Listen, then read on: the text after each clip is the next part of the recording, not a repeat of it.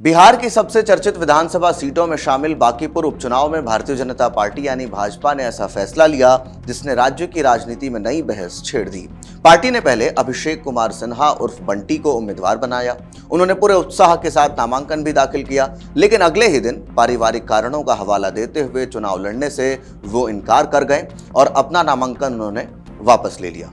और उन्होंने भाजपा प्रदेश अध्यक्ष संजय सारावगी को एक पत्र भेजा।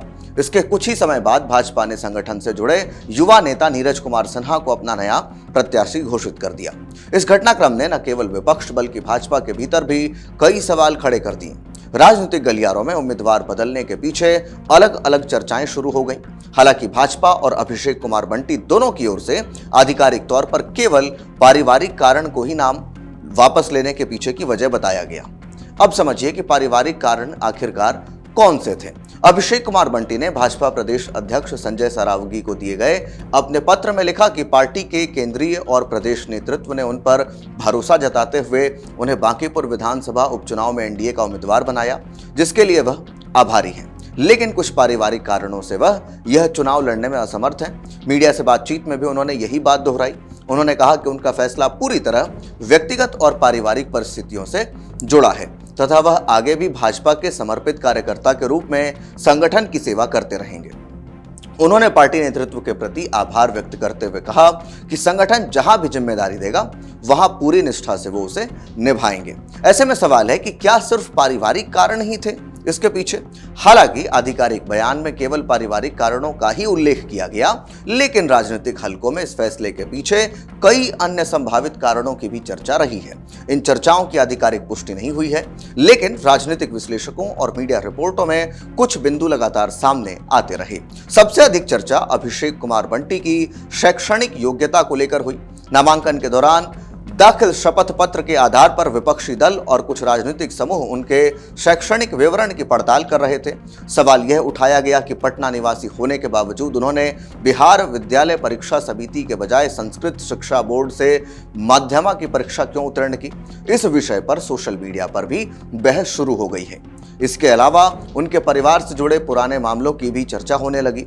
राजनीतिक विरोधियों द्वारा उनके पिता का जो नाम था, जो पुराने चारा घोटाले से जुड़ा था, उसके एक मामले में सामने आने का मुद्दा भी जोरों शोरों से उठाया गया। हालांकि इस संबंध में भाजपा या अभिषेक कुमार बंटी की ओर से, दोनों की ही ओर से कोई आधिकारिक प्रतिक्रिया नहीं आई और इन चर्चाओं की स्वतंत्र पुष्टि भी नहीं हुई।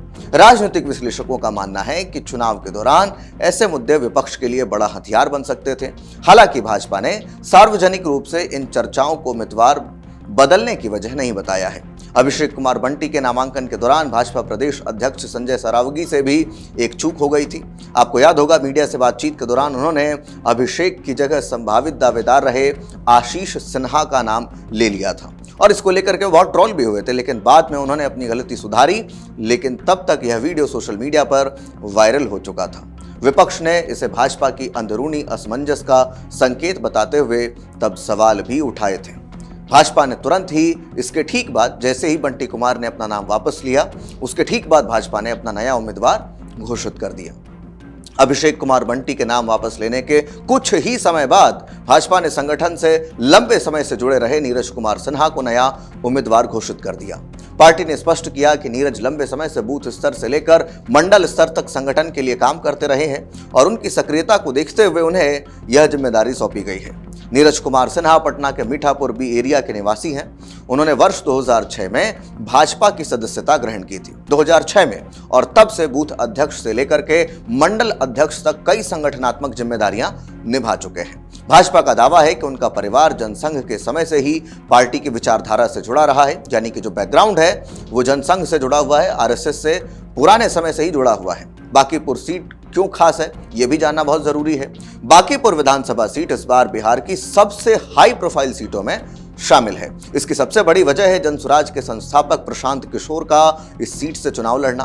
भाजपा, राजद और जनसुराज, ये तीनों ही प्रमुख राजनीतिक ताकतें इस सीट पर पूरी ताकत लगा रही हैं। यही कारण है कि भाजपा द्वारा उम्मीदवार बदलने के फैसले ने चुनावी मुकाबले को और दिलचस्प बना दिया है। विपक्ष इस बदलाव को भाजपा की रणनीतिक कमजोरी बता रहा है, जबकि भाजपा का कहना है कि यह पूरी तरह संगठनात्मक और चुनावी रणनीति के तहत लिया गया फैसला है। ऐसे में विपक्ष ने जो निशाना साधा है वो भी आपको बताते हैं। प्रशांत किशोर ने भाजपा के फैसले पर प्रतिक्रिया देते हुए कहा कि पार्टी चुनाव शुरू होने से पहले ही दबाव में आ गई है।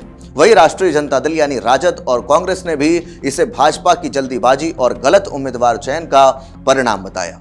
हालांकि भाजपा नेताओं ने इन आरोपों को खारिज करते हुए कहा कि संगठन ने समय रहते उचित निर्णय लिया और नया उम्मीदवार पूरी मजबूती के साथ चुनाव लड़ेगा।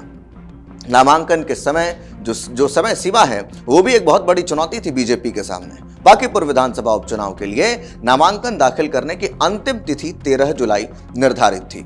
ऐसे में अभिषेक कुमार बंटी के नाम वापस लेने के बाद भाजपा के पास नया उम्मीदवार चुनने के लिए बहुत कम समय बचा था। पार्टी ने तेजी दिखाते हुए नीरज कुमार सिन्हा के नाम पर मुहर लगाई और चुनावी तैयारियों को आगे बढ़ाया। बांकीपुर उपचुनाव अब पूरी तरह प्रतिष्ठा की लड़ाई बन चुका है। भाजपा नए चेहरे के साथ मैदान में है, जबकि राजद और जनसुराज भी पूरी ताकत से चुनाव प्रचार में जुटे हुए हैं। राजनीतिक विशेषज्ञों का मानना है कि उम्मीदवार बदलने से चुनावी चर्चा जरूर तेज हुई है, लेकिन अंतिम फैसला मतदाता ही करेंगे। अब यह देखना महत्वपूर्ण होगा कि भाजपा का अंतिम समय में प्रत्याशी बदलने का जो फैसला है वो चुनावी नतीजों पर कितना असर डालने वाला है। नीरज कुमार सिन्हा इस हाई प्रोफाइल मुकाबले में पार्टी की उम्मीदों पर कितने खरे उतरते हैं। तो ये तमाम सवाल अब साफ तौर पर इस बाई इलेक्शन में, इस बांकीपुर जो विधानसभा उपचुनाव है उसमें अब गूंज रहा है कि आखिरकार नीरज कुमार सिन्हा को उतारने के पीछे जो भाजपा की रणनीति है वो कारगर होगी या नहीं होगी। उधर प्रशांत किशोर भी लगातार भाजपा को कह रहे हैं कि वो दबाव में है। तो इस तरीके की बातें अब लगातार सामने आ रही हैं। बहरहाल आप इस पूरे विषय को लेकर क्या कुछ सोचते हैं, कमेंट बॉक्स में हमें अपनी राय लिखकर जरूर दें। धन्यवाद। आपके राज्य की खबरें, आपके शहर की खबरें सबसे पहले जानने के लिए देखते रहें अमर उजाला। चैनल को सब्सक्राइब जरूर कर लें और पाएं हर अपडेट।